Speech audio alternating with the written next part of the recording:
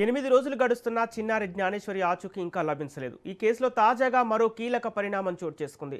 చిన్నారికి అత్యంత దగ్గరగా ఉండే పెంపుడు కుక్క అనుమానాస్పదంగా మృతి చెందటం కేసును మరింత మిస్టరీగా మార్చింది.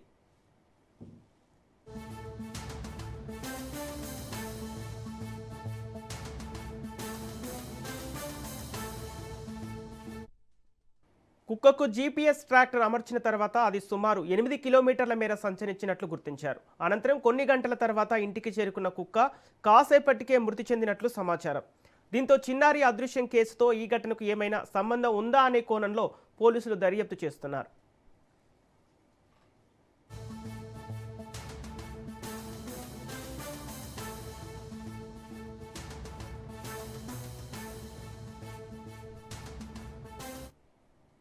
చిన్నారిని కిడ్నాప్ చేసిన వ్యక్తులే కుక్కపై దాడి చేసి గాయపరిచారా లేక మరేదైనా కారణం ఉందా అనే అంశాలపై ఆరా తీస్తున్నారు.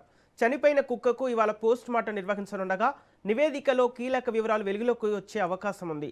మరోవైపు జ్ఞానేశ్వరి కేసులో అనుమానితులను పోలీసులు విచారిస్తూ దర్యాప్తును ముమ్మరం చేశారు.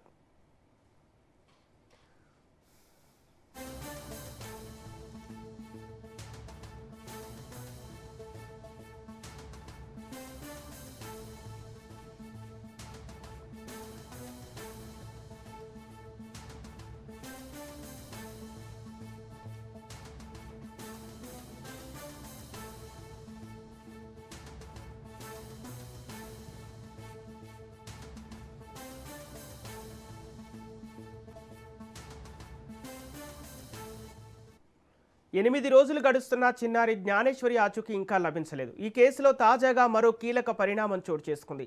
చిన్నారికి అత్యంత దగ్గరగా ఉండే పెంపుడు కుక్క అనుమానాస్పదంగా మృతి చెందడం కేసును మరింత మిస్టరీగా మార్చింది. కుక్కకు జీపీఎస్ ట్రాక్టర్ అమర్చిన తర్వాత అది సుమారు 8 కిలోమీటర్ల మేర సంచరించినట్లు గుర్తించారు. అనంతరం కొన్ని గంటల తర్వాత ఇంటికి చేరుకున్న కుక్క కాసేపటికే మృతి చెందినట్లు సమాచారం. దీంతో చిన్నారి అదృశ్యం కేసుతో ఈ ఘటనకు ఏమైనా సంబంధం ఉందా అనే కోణంలో పోలీసులు దర్యాప్తు చేస్తున్నారు. చిన్నారిని కిడ్నాప్ చేసిన వ్యక్తులే కుక్కపై దాడి చేసి గాయపరిచారా లేక మరేదేమైనా కారణం ఉందా అనే అంశాలపై ఆరా తీస్తున్నారు. చనిపోయిన కుక్కకు ఇవాళ పోస్ట్ మార్టం నిర్వహించనుండగా నివేదికలో కీలక వివరాలు వెలుగులోకి వచ్చే అవకాశం ఉంది. మరోవైపు జ్ఞానేశ్వరి కేసులో అనుమానితులను పోలీసులు విచారిస్తూ దర్యాప్తును ముమ్మరం చేశారు.